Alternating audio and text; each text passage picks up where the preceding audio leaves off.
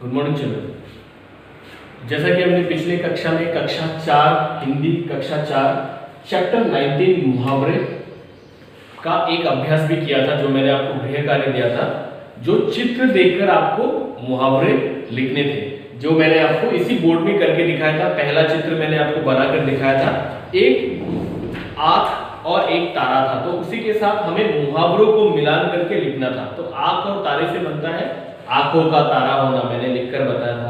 उसी तरह घड़े के बारे में बताया था, एक घड़ा बनाया था, घड़े के नीचे में उसके उदाहरण स्वरूप मुहावरा बनाना था, तो चिकना घड़ा होना, उसके बारे में लिखा था। उसी के साथ मैंने आपको एक अंधा व्यक्ति बनाकर उसके हाथ में लाठी, तो अंधे की लाठी। उसी तरह मैंने एक बस्ते में कुछ डाल बनाए थे जिसमें कुछ काले कंकर थे, तो वो उसका मुहावरा था डाल में काला होना। उसी प्रकार दांत खट्टे होना, फिर चार चांद लगना। ऐसे मुहावरे मैंने आपको इसी बोर्ड में चित्र के साथ बताया था किस तरह किया जाता है।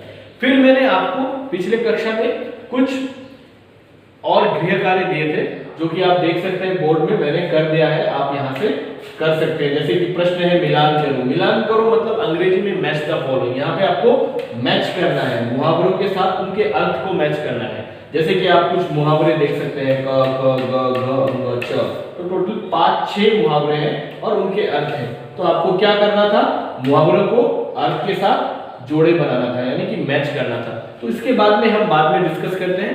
पहले मैं आपको एक बार दोहरा देता हूं कि हमने मुहावरे का जो पाठ है उसमें हमने क्या सीखा और क्या जाना।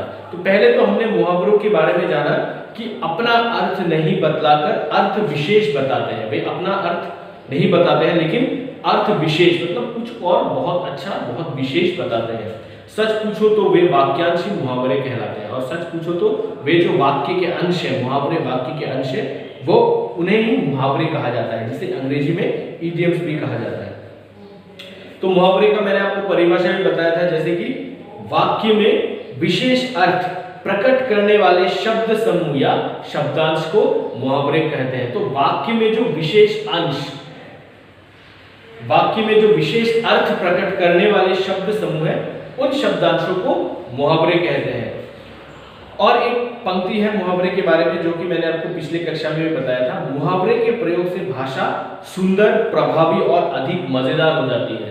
तो जब भी हम मुहावरे का प्रयोग करते हैं, तब जो हमारी जो भाषा है या वाक्य है, वो कुछ ज्यादा ही सुंदर और प्रभावी हो जाती है। जैसे कि उदाहरण स्वरूप मैं आपको बताना चाहूंगा एक मुहावरा, पेट में चूहे कूदना। तो पेट में चूहे कूदने का अर्थ होता है बहुत जोरों की भूख लगना। तो जैसे कि मैं एक वाक्य बोलूंगा कि मुझे मेरे पेट में चूहे कूद रहा है, तो उसका अर्थ है मुझे भूख लग रहा है। तो मैं इन वाक्य को, जैसे कि मुझे भूख लग रहा है, इसे हम मेरे पेट में चूहे कूद रहा है भी कह सकते हैं। तो उससे हमारा वाक्य बहुत सुंदर, रोचक और प्रभावी हो जाता है। उसी के साथ मैंने आपको मुहावरे के कुछ उदाहरण भी दिए थे, जैसे कि शरीर के अंगों से संबंधित मुहावरे, फिर वस्तुओं से संबंधित मुहावरे, फिर विविध, विविध मतलब विभिन्न, डिफरेंट, विविध विषयों से संबंधित मुहावरे। तो शरीर के अंगों से संबंधित मुहावरों के बारे में मैंने बताया था। शरीर के संबंधों के मुहावरे ऐसे होते हैं जो हमारे शरीर के अंगों से रिलेटेड होते हैं, जैसे कि हाथ, पांव, आंख, नाक, जैसे आंखों का तारा होना। तो इस मुहावरे में आप देख सकते हैं हमारे आंखों के साथ मिलाकर एक मुहावरे बनाया गया है। जैसे पेट में चूहे कूदना, तो हमारा पेट शरीर का एक अंग है, उसके साथ मिलाकर एक मुहावरा बनाया गया है। उसी तरह मैंने आपको कुछ बताया था, जैसे कि वस्तुओं से संबंधित मुहावरे, किस तरह वस्तुओं के साथ हम मुहावरे को रिलेट करके मुहावरे बना सकते हैं। जैसे कि दाल में काला होना, दाल क्या है, एक वस्तु है, तो उसके साथ हमने रिलेट कर एक मुहावरा बनाया। फिर नमक मिर्च लगाना, चिकना घड़ा होना, लोहे के चने चबाना, पानी पानी होना। तो ये सब वस्तुएं हैं जिसके साथ हमने मुहावरों का प्रयोग करना सीखा, उनका अर्थ भी जाना था और उनको किस तरह से वाक्य में प्रयोग करते हैं वो भी जाना था। और हमने विविध विषयों से संबंधित मुहावरे जाने थे, जैसे कि 9-2-11 होना, चार चांद लगाना, बाट देखना, आग बबूला होना आदि। तो फिर चलिए आज हम आपको मैं दिखाता हूं कि किस तरह जो मैंने आपको गृह कार्य दिया था मिलान करो, वो कैसे किया जाता है। जैसे कि आप प्रश्न देख सकते हैं, मिलान करो यानी कि मैच द फॉलोइंग। तो पहला है कमर कसना, दूसरा है हाथ मलना, ग पे आप देख सकते हैं बाएं हाथ का खेल होना, 4 नंबर पर आप देख सकते हैं नानी याद आना। 5वें पर आप देख सकते हैं बाट देखना। 6ठे पर आप देख सकते हैं पीठ थपथपाना। तो इन मुहावरों के बारे में मैंने आपको पिछली कक्षा में इनका अर्थ और इनको किस तरह से वाक्य में प्रयोग किया जाता है उनके बारे में सिखाया था। तो अभी ये आपके लिए बहुत ही आसान होगा अगर आपने मेरे पिछले वीडियोस को अच्छे से सुना होगा। तो यहाँ पर देखिए इन्हीं के साथ मैंने इनका अर्थ भी लिखा है। जैसे कि पहला मैंने लिखा है आसान काम, दूसरा है मुसीबत में फंसना, तीसरा है तैयार होना, चौथा है शाबाशी देना, 5वां है पछताना और छठा है प्रतीक्षा करना। लेकिन कमर कसने का अर्थ क्या आसान काम होता है? नहीं। तो हाथ मलना का भी अर्थ मुसीबत में फंसना नहीं होता है। बाएं हाथ का खेल होना, तैयार होना नहीं होता है। तो हमें क्या करना होगा? इनके सही जोड़े के साथ इनको मिलान करना होगा। तो कमर कसने का अर्थ क्या होता है? जैसे देखिए मैंने मिलान किया है तैयार होना। फिर ख नंबर पर आप देखिए हाथ मलना। हाथ मलने का अर्थ क्या होता है? पछताना। फिर बाएं हाथ का खेल होना। तो बाएं हाथ का खेल होने का अर्थ क्या होता है? आसान होना, बहुत ही आसान काम। जैसे कि बाएं हाथ का खेल है, या तो मेरे बाएं हाथ का खेल है। फिर देखिए नानी याद आना। तो नानी याद आना मतलब मुसीबत में फंस जाना। तो नानी याद आने का मतलब है मुसीबत में फंसना।